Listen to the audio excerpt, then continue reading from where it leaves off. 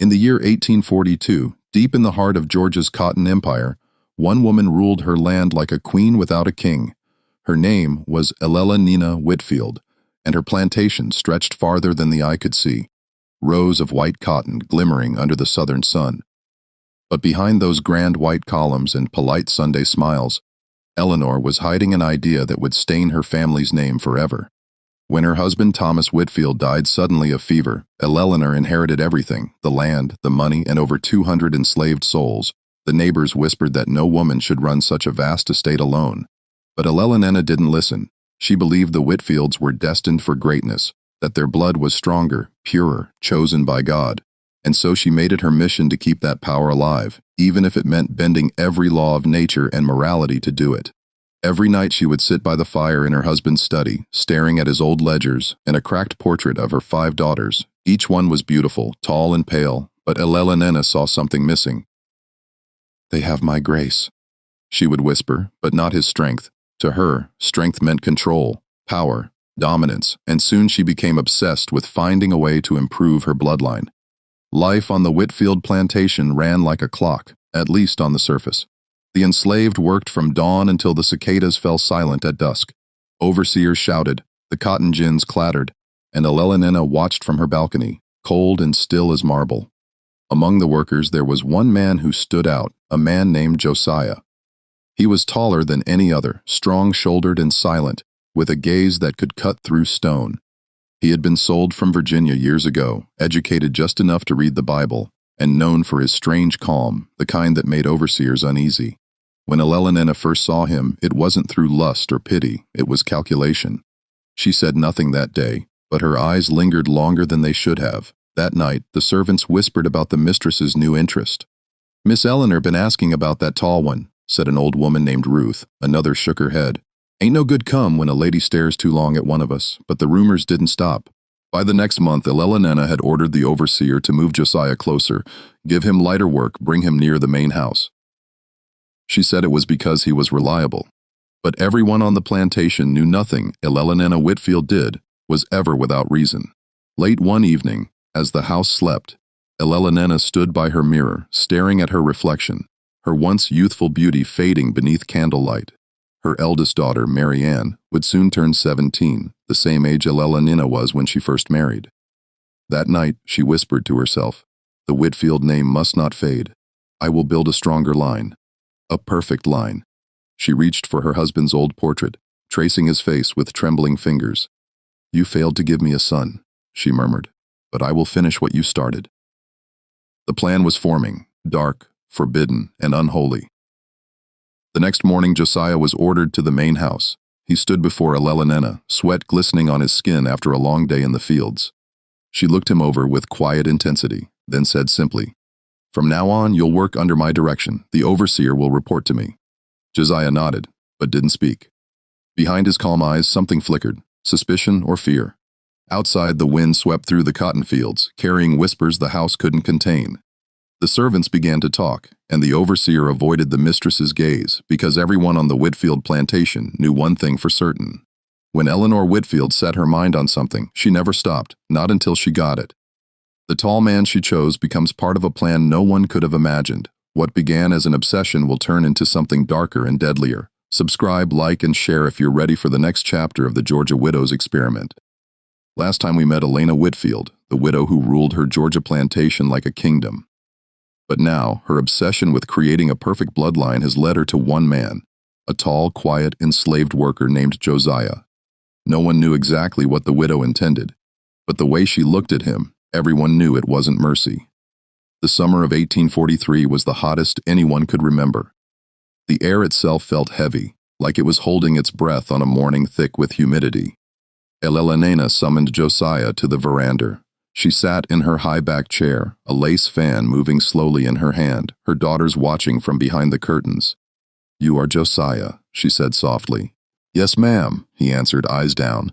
"I've heard you're strong, obedient, capable of hard work." He nodded once, then she leaned forward, her voice sharp but calm. "From today, you'll be working near the house. I'll have tasks for you personally. You'll do them exactly as I say." To anyone listening, it sounded like a promotion, but to Josiah, it felt like a warning.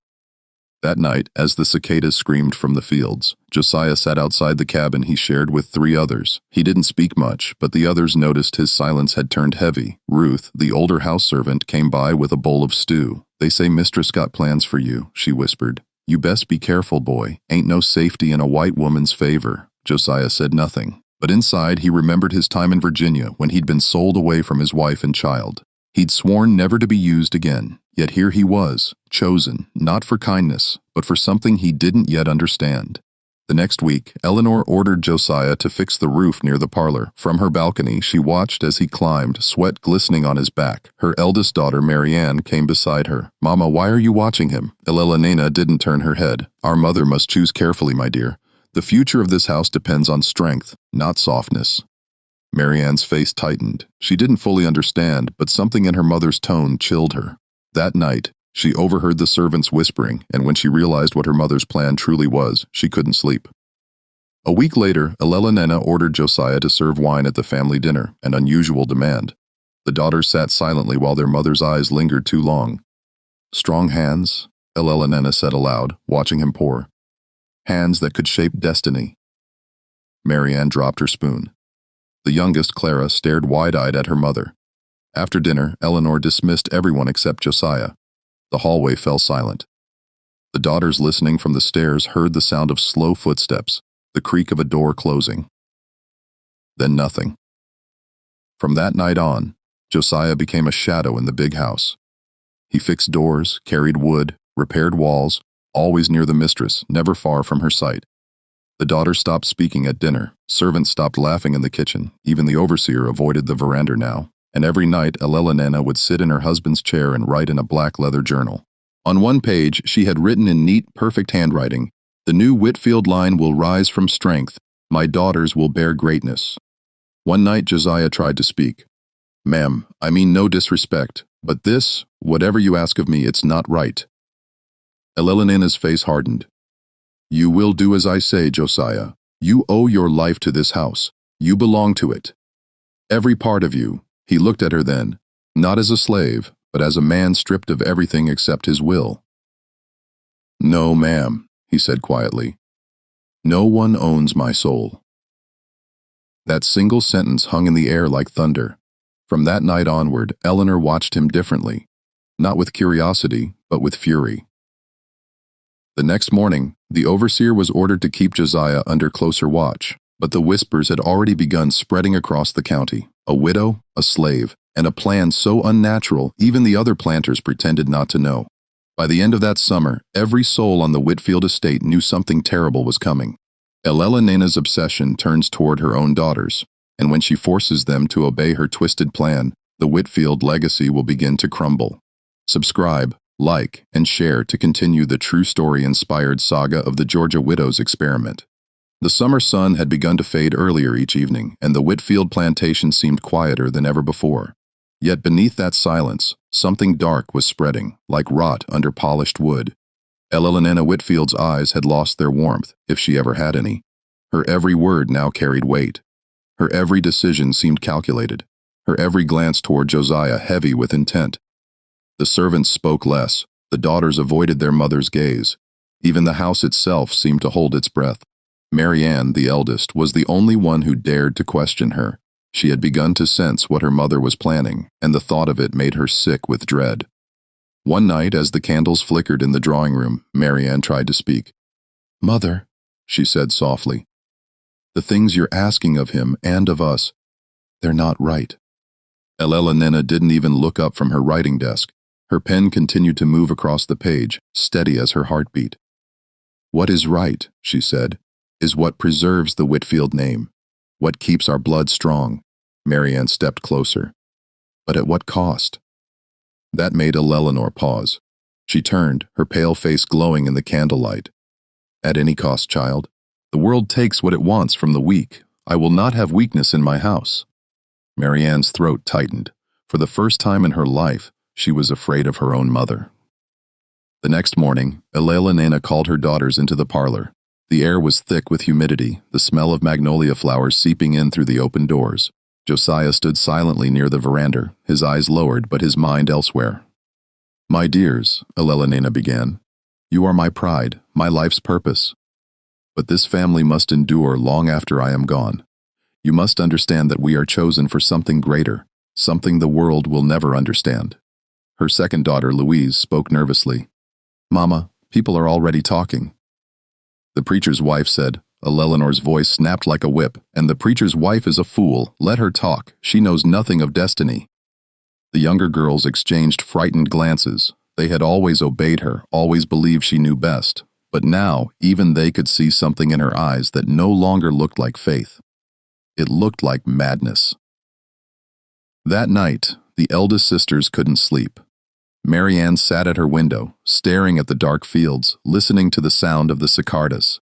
She could see Josiah walking alone, his figure outlined by the moonlight.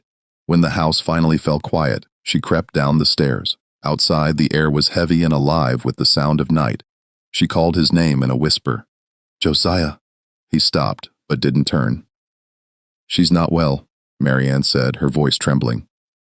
"She's losing herself." Josiah looked at her then, his face calm, but filled with something deep and weary. "I know," he said, "but she won't stop until someone makes her." Marianne's eyes filled with tears. "Then she'll destroy us all."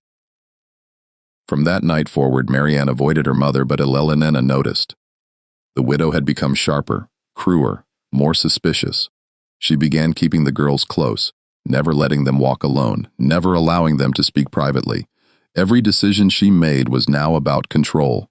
She had the girls measured for new dresses, all white, all matching. She said it was for a family portrait, but none of them believed her. And Josiah. He was trapped between two worlds. He was watched constantly, ordered to work only near the main house. He knew escape was impossible now, not when Elelena had made him the center of her twisted vision.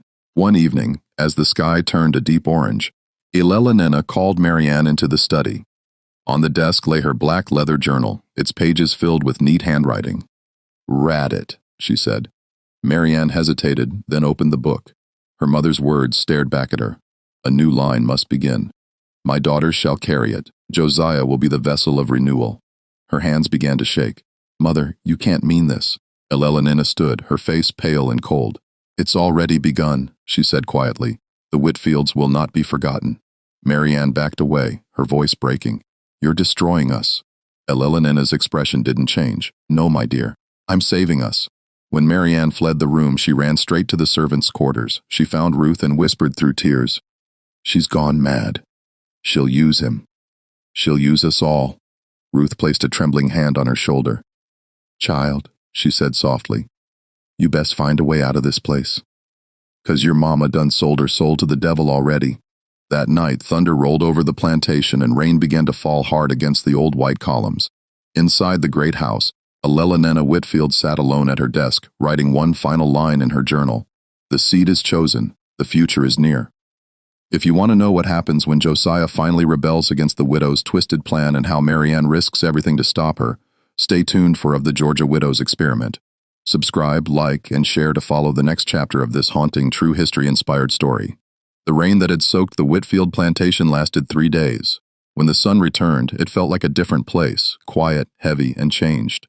The workers in the field spoke in murmurs, afraid their words might travel through the air and reach the mistress's ears. The overseer avoided the main house altogether, claiming, "Miss Whitfield don't need a man to tell her what's right anymore." But by then, everyone knew the truth. Something was wrong inside that mansion. Elelena Whitfield had stopped attending church. Her daughters no longer visited town. The preacher came once to call on them. He left pale and silent, his Bible clutched tight to his chest, and Josiah, the tall man at the heart of the whispers, had become a ghost moving through the estate. The men respected him, the women pied him, and the mistress watched him like a hawk. He'd learned to keep his eyes low, his mouth shut, and his spirit buried deep. But inside, something was starting to burn. One night, as the moonlight spilled through the tall windows of the big house, Marianne slipped quietly into the study. The black leather journal lay open on the desk, as if waiting for her. She read her mother's latest entry, written in perfect ink. "The blood must mix. The line must be renewed. I'm chosen to make it so." Marianne felt the room tilt around her. She pressed her hand over her mouth to stop from crying out. She didn't notice her mother standing in the doorway. Elelena's voice came sharp and cold. You've been reading what doesn't belong to you.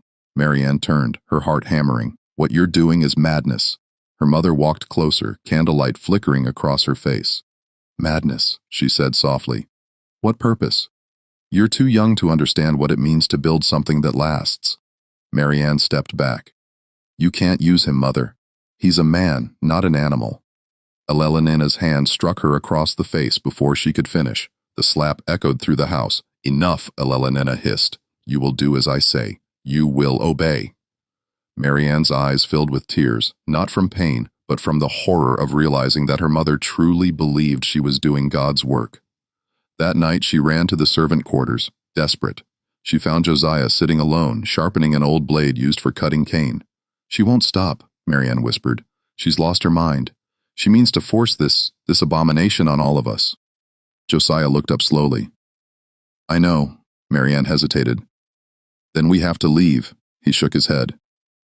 They'd hunt us. A man like me don't get to just walk away. But if we stay, she said, she'll destroy everyone. My sisters, you. Josiah looked at her with a quiet sorrow. Then maybe it's time someone stopped her. For a long moment, neither of them spoke. The night was thick with crickets and distant thunder. Then Marianne said softly, If you try, she'll kill you. Josiah gave a faint, sad smile. Maybe, but at least I'll die standing. The next morning, rumors began to spread beyond the plantation. A trader in Mon said he'd heard strange things about the Whitfield widow, that she'd lost her senses and was mixing gods, bloodlines. Others whispered that the family was cursed. Neighbors began to avoid her road. Even the mailboys stopped delivering letters. But Elena seemed untouched by shame. She carried herself higher than ever, her hair pinned perfectly, her eyes burning with certainty. When one of her daughters cried during supper, she calmly told her, Tears are for the weak. We are chosen for something greater. That night, she ordered the servants to prepare the parlor for a ceremony. Candles were lit, the curtains drawn. The girls were made to wear their white dresses. Josiah was called to the main hall. When he entered, the silence was suffocating. Elena stood before the great door, her daughters trembling behind her. She said softly, It's time. But before she could continue, Marianne stepped forward. No, Mother, she said. This ends tonight. The old woman's lips tightened. You forget yourself. Marianne raised her voice, her hands shaking. You forget God. You forget decency, humanity, everything Father stood for. For a moment, Eleanor looked stunned, then her voice turned to steel. You will obey me. I won't. Josiah moved, then slow and deliberate, placing himself between the mother and daughter. His voice was low but firm. This house ain't holy, ma'am, and your God wouldn't want this. Eleanor's hand trembled, her jaw clenched. You dare speak to me of God? But Josiah didn't move. His eyes locked on hers. Calm, steady, defiant. Something in that look broke her. For the first time, Elena Whitfield looked uncertain. The candlelight flickered. And in that flicker, the daughters saw the woman who had raised them, once proud, now consumed by her own obsession. No one moved, no one breathed. And outside, thunder rolled again, as if the heavens themselves were listening. Josiah reaches his breaking point. The night of escape begins, and the Whitfield legacy begins to crumble in blood and fire. Subscribe, like, and share to follow the next chapter of the Georgia Widows experiment. The rain came back that night harder than before, battering the old plantation like a warning from heaven. Lightning flashed across the sky, lighting up the columns of the Whitfield mansion. Inside, the candle still burned from the failed ceremony. The wax dripped onto the floor, the air heavy with smoke and silence. Josiah stood in the hallway, his heart pounding. Upstairs, he could hear Elena's voice, low, furious, trembling with something between anger and madness. She's corrupted them, she hissed. My own daughter has turned them against me. Marianne was locked in her room. Her sisters cried quietly behind their doors. Josiah knew then if he waited until morning, someone would die. He went to the back stairs where the shadows were thick. In the servant quarters, a few men looked up when he entered. They saw the look in his eyes and said nothing. He whispered, It's time tonight. They hesitated. Everyone knew the punishment for running. But then an older woman, her hands rough from the washboard, said softly, I'll help. The Lord's done waiting on this place. They moved quickly, silent as ghosts. In the barn, they gathered what little they could. Bread, a jug of water, and an old lantern with barely any oil. Josiah cut the rope on one of the horses, whispering to calm it. In her room, Marianne sat at the window, the rain streaking down the glass. She heard the faint creak of the back door below, and her heart leapt. She tore at her door's latch, whispering, "Please, please don't wake her." It finally gave way. She ran barefoot down the hall, her nightgown brushing the floor. Josiah was at the door, soaked, lantern in hand. Their eyes met in the dark. "You came," he said softly. "I wasn't staying," she whispered. "Not after what she's done." From upstairs, a floorboard creaked. Elelenena's voice called out faint but sharp. "Marianne, where are you?" They froze. The thunder cracked, loud and violent. Then Josiah grabbed her hand. "Now," he said. They bolted into the rain. The wind howled through the trees, the path slick with mud. Behind them, a window burst open. Elelenena's scream tore through the storm. "Traitor, both of you!" The sound of her voice was swallowed by the thunder, but they both heard the rage in it. They ran past the fields, the wet stalks slapping their legs until the house was just a dim shape in the distance. Josiah turned once and saw the mansion lit up in flashes of lightning, like a ghost watching them leave. But escape was never simple. By dawn, the dogs were released. The overseer, red-faced and shouting, rode out with 2 men. They carried rifles and followed the muddy prints toward the woods. Marianne could barely keep up. Her feet were bleeding, her gown torn. Josiah slowed just enough to steady her. "We're close," he whispered. "There's a river ahead. If we cross it, we can hide in the cypress." But they never made it that far. The dogs found them first, their howls echoing through the forest. Josiah spun around, pulling Marianne behind a fallen tree. He could see the torchlight flickering through the rain. "Stay down," he said. The first shot rang out, splintering bark inches from his head. Josiah didn't wait. He lifted the fallen branch like a weapon and moved toward the light. Marianne cried out, "No!" But he was already gone. There was shouting, another gunshot, and then silence. She waited, trembling, her hands over her mouth. Minutes passed.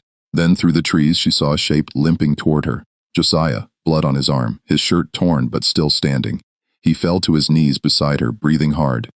"It's done," he whispered. "We got to go before more come." They stumbled onward until they reached the riverbank. The water was high and violent, rushing with the force of the storm. Marianne looked at him terrified. "We can't cross that." Josiah stared at the raging current. "We don't got a choice." He took her hand again, and together they stepped into the freezing water. The current pulled at their legs. The rain stung their faces, but they didn't let go. Behind them, the torches reached the treine. Voices shouted through the wind. Marianne looked back one last time, and in a flash of lightning she saw her mother standing at the edge of the woods, black cloak whipping in the wind. Eleleneina Whitfield didn't move. She just watched, her eyes hollow, her face pale as marble, and then in the roar of the river and the thunder of heaven, her children vanished into the dark water. The rain washed the footprints away. By morning, the plantation stood silent again. A grand house with no laughter, no songs, no prayers. Just one woman sitting alone at the window, staring toward the river that had taken everything she tried to control. The curse of Whitfield House. Rumors spread across Georgia that the widow's mansion is haunted. Locals say they still hear screams in the rain. Subscribe, like, and share to follow the chilling conclusion of the Georgia widow's experiment. The storm had passed by morning. The sky over Georgia was gray and low, the air heavy with the smell of wet earth and ash. The Whitfield plantation stood in silence. No servants in the yard, no sound of hooves, no voices calling across the fields. Just the wind creaking through the shutters and the crows circling above. Inside, Eleleneina Whitfield sat at the grand dining table, her hair undone, her dress still stained from the night before. The candles had burned out hours ago, leaving only streaks of wax down the polished wood. Her daughters huddled upstairs, terrified to come down. They had seen their mother's face when she returned, pale as death, eyes empty, her lips whispering the same words again and again. "They're gone. They're gone." No one dared speak to her. The servants who hadn't fled stayed out of sight, crossing themselves when her footsteps echoed through the hall. By dusk, word had spread to the nearby farms. 2 riders had seen shapes in the river, a man and a woman swept away by the current near the swamp bend. Their bodies were never found. The preacher returned the next day, riding slow, Bible in hand.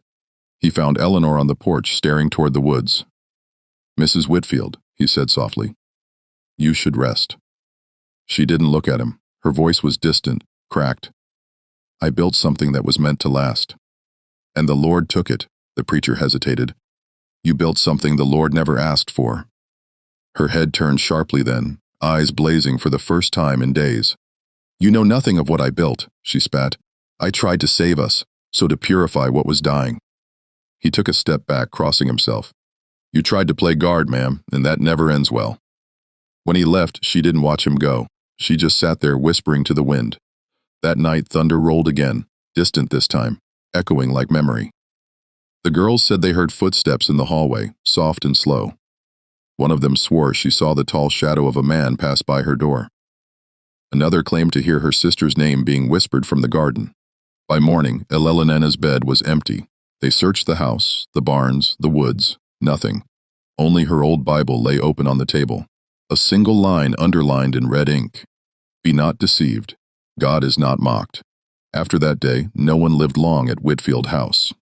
10 years later, travelers passing through said the windows were always open, though no one lived there.